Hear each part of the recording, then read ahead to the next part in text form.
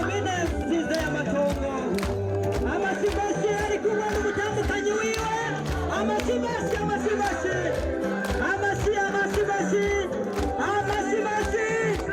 Amasibashi kuri Nyabiteka. Umukuru w'inama amateka y'igihugu cy'u Burundi. Amasibashi n'akanyamuneza kadasanzwe ku mutumba wa Rukumu, umwe mu mitumba igize zone nziza ya Burarana. Amasibashi kuri Nyabiteka, umukuru w'inama amateka y'igihugu cy'u Burundi yamaze kutubyagirango. Amashi hejuru, tubyine twese, reka tubyine twese, tubyine. Aranezerewe ntiworaba, aranezerewe no gushyika ku mutumba mwiza wa Rukumu. Amasibashi ntiworaba n'umutambukanyi wiwe bariko bararirimba. Reka tubafashe twese turirimbe. Aha hariko aratamba bimeze neza cyane. Nyabiteka, umukuru w'inama amategeko cy'u Burundi.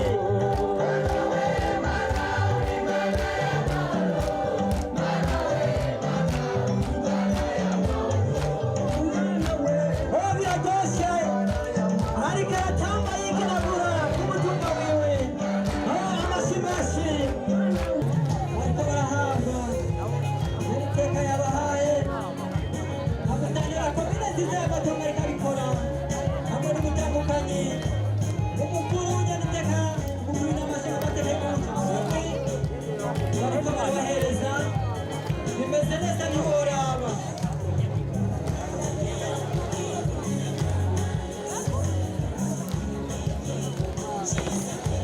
Ntiworaba uburyo bariko barabikora. Ni ibikorwa batunganije neza. Rero bubahwa mwese muri hano, Banyaruvumu, bantu bavuka mutumba wa Nyarurambi, muri hano twabumvise.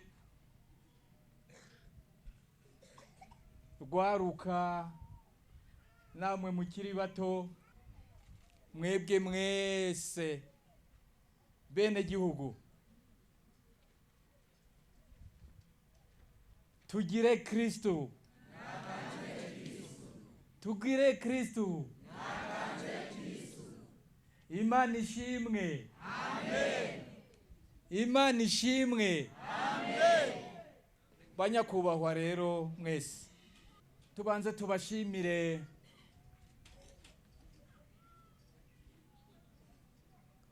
ubwa mbere na mbere. Tubashimire cyane kuba mwaradutoye. Ubwa mbere na mbere kuba mwaradutoye.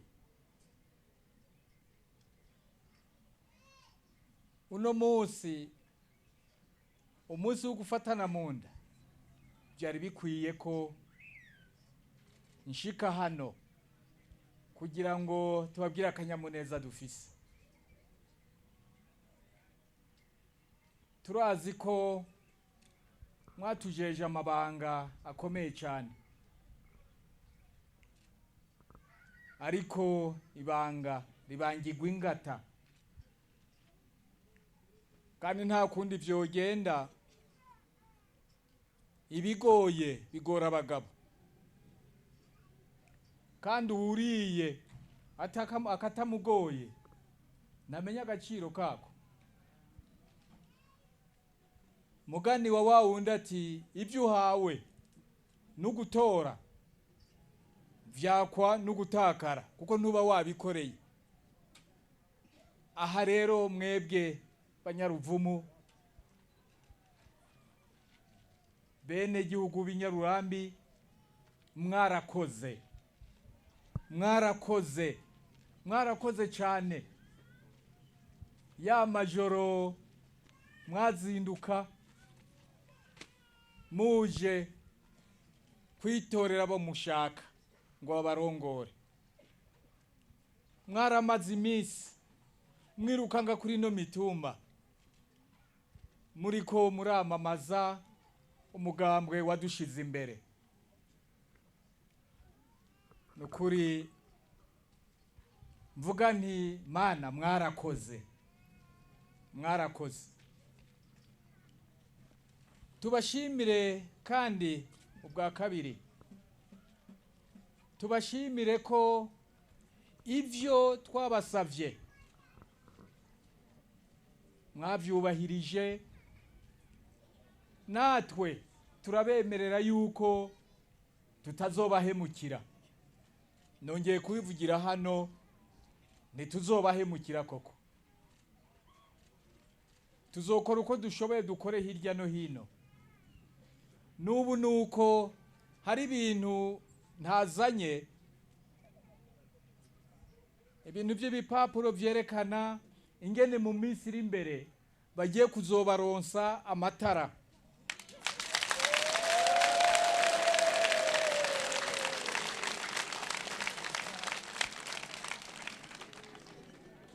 Kandi bazobikora ku mitumba myinshi, ku mitumba myinshi.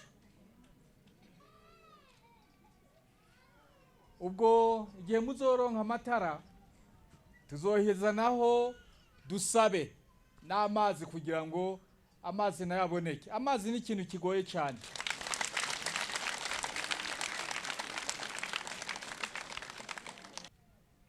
Kumbure n'ibindi bizoheza bikurikire nyuma. Reka rero ngaruke kuri uno munsi. Uno munsi ni umunsi wahariwe gufatana mu nda. Gufatana mu nda ni ugufashanya, gufashanya. Twibukane, kuko twese ntituri ku rugero rumwe.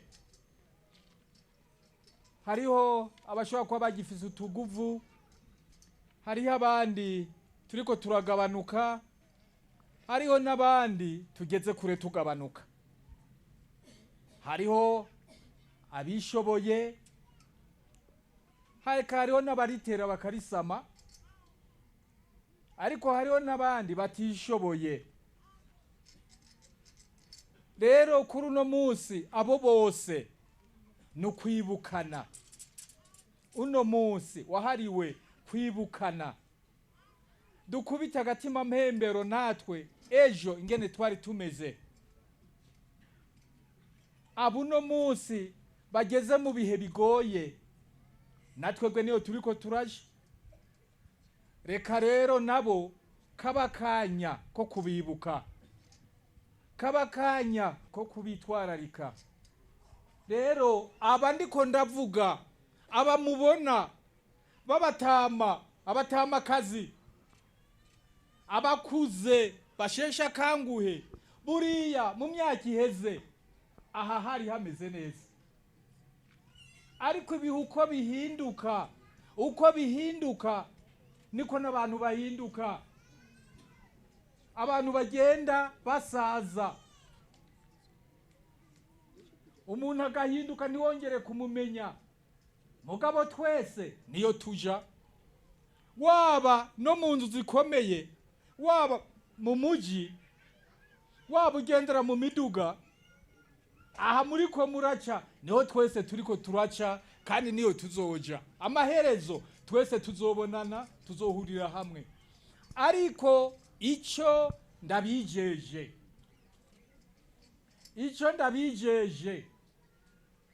kandi namwe muzi, nuko yaba umukire yaba umukene ntaco uzosubirana hariya mwivu.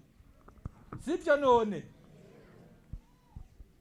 Ica kabiri, waba umukire waba umukene, imbere y'Imana twese turangana. Sibyo none? Kuko Imana yaturemye twese dukunda. Ica gatatu, ico twese twifuza hano ku isi, banyamatongo, banyaruvumu, bene gihugu b'inyarurambi, ico twese twifuza hano ku isi, twese, yaba umukuru yaba umuto, ntabwo ari amafaranga menshi, ntabwo ari abana benshi, uruvyaro rwinshi. ntabwo ari ukugenda mu birere, ntabwo ari ukwambara neza cyane, ntabwo ari ukuba ahantu ngira ngo mu kizungu giteye ubwoba. Oya, icyo twese twifuza ni iherezo ryiza hano ku isi. Sibyo none ga yemwe? Mukomera amashyi Imana.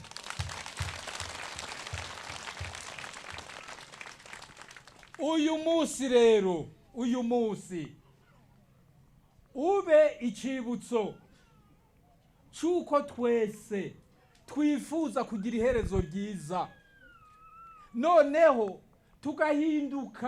tugahindukirira bagenzi bacu, tugahindukirira aba bariko bagera mu zabukuru, kugira ngo dufatane mu nda tubashigikire, kuko twese nk'uko nabo bariko baragenda baja aheza muri rya herezo ryiza tubasabira twese, natwe twisabira, nuko ikimenyetso icuno munsi kiba ikimenyetso koko cyerekana, kikereka Imana ko twese twifuza iherezo ryiza.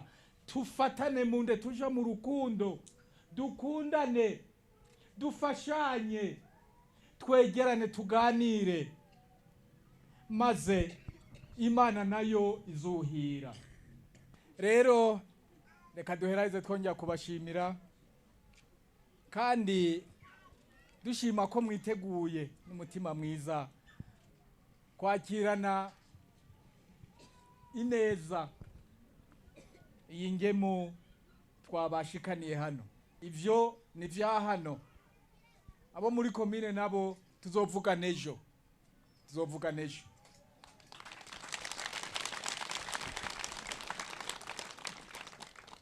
Imana rero ibandanye bagirira neza abarwayi.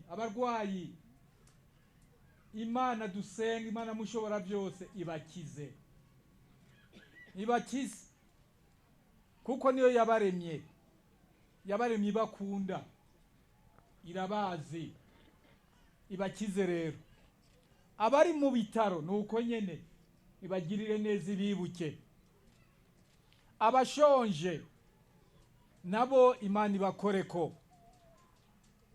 ariko mwese Imana izobahe iherezo ryiza. Murakoze cyane, Imana ibahezagiye.